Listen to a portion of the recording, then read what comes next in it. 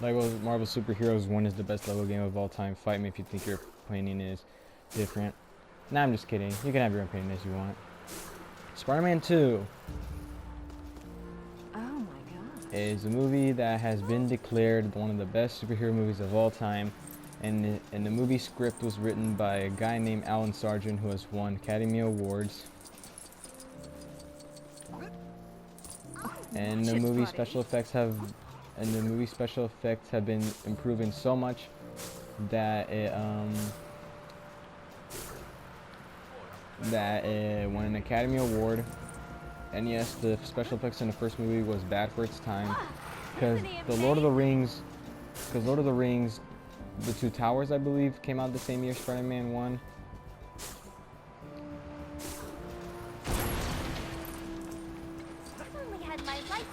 So yeah. And people are calling Spider-Man 2 one of the best superheroes of all time and one of the best comic book movies of all time. And should I agree with that? Yeah, pretty much.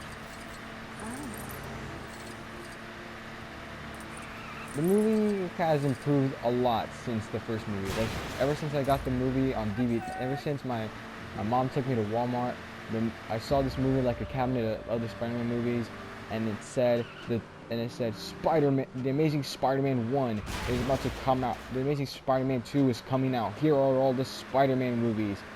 And I found the second and third one, and we bought it. But I don't have the third one right now because I scratched the disc when I was little. But I still have the first two movies on DVD really well. So, enough for this movie. The acting is amazing in this movie. Alfred Molina's portrayal as Doc Ock and Otto Octavius in this movie are pretty amazing in this movie. Not gonna lie. Not cool. And another reason why I like this movie is because the soundtrack is phenomenal. Danny Elfman strikes again with the Spider-Man soundtrack. And I've heard Danny Elfman play another one of Danny Elfman's scores, like the Edward Scissorhands soundtrack, which is amazing and beautiful. So I would recommend you hearing the Edward Scissorhands soundtrack, please, because that movie is amazing. The soundtrack is amazing. Danny Elfman is a great composer. He's a really nice guy. Oh, watch it, buddy. Is it a bird? And Danny Elfman has become one of my favorite composers, alongside Hans Zimmer and Bear McCreary. Which, yes, I will review all the Child's Play movies from worst to best. I'll make a ranking video. Chucky season 2 is coming out. So when the second season comes out, I will make I'm gonna make a video ranking all the Child's Play movies that have come out. Not the series, just all the movies, right? So another reason why this movie is amazing. The action sequences are much better in this movie, and in the special features of the second one, this martial arts instructor made all the choreography for this movie. So it definitely feels that Peter has skilled in fighting over time.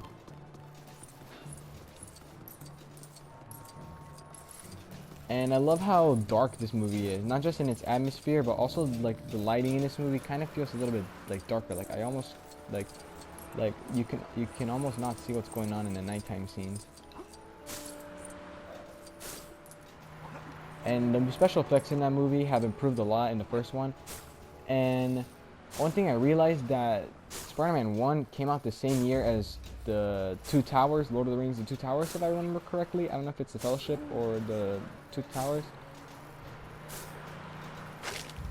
So yeah, the special effects in Spider-Man 1 were not good at all. That is one cheesy outfit.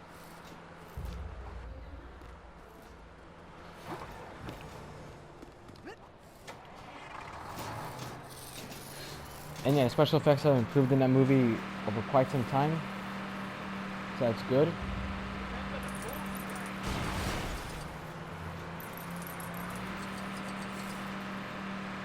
Another reason why I like this movie is because Sam Raimi goes back to the roots of the Evil Dead, which is kind of nice. Like, he's bringing back his old roots to a new movie.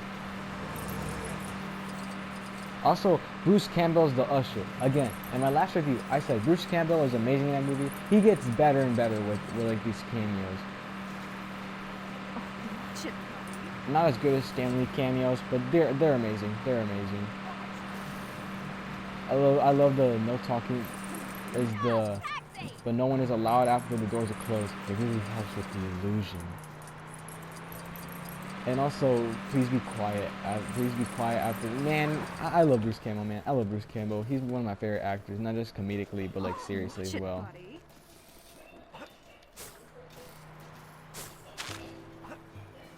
And another thing that I love about this movie is the direction they went for this movie.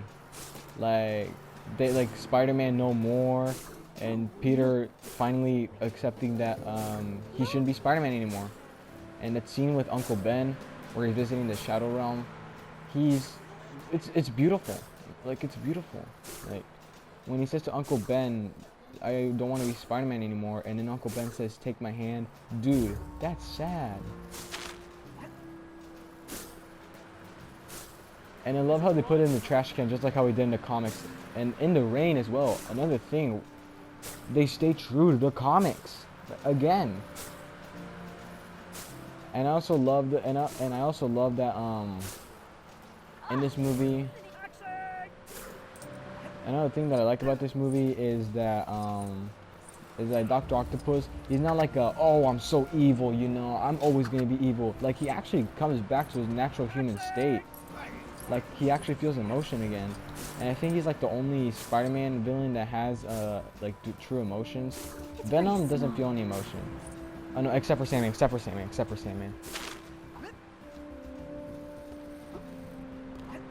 And now my cons against this movie is that Mary Jane can act like a douche sometimes in this movie. Like, I'm sorry for my language, but Mary Jane like treats Peter so awful just for not coming to her plate. I mean, I get why, because this is like her first ever serial role, and That is one cheesy outfit.